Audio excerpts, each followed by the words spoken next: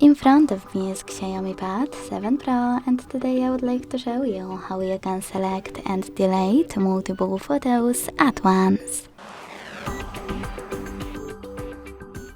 Begin by launching Gallery app and tapping on Photos or Albums on the left.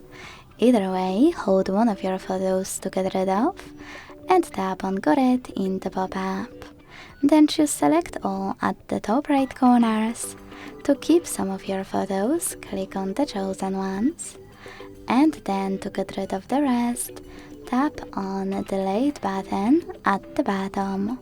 Then confirm your choice in the pop-up. Thanks so much for watching. If you enjoyed this video, leave a like, comment and subscribe.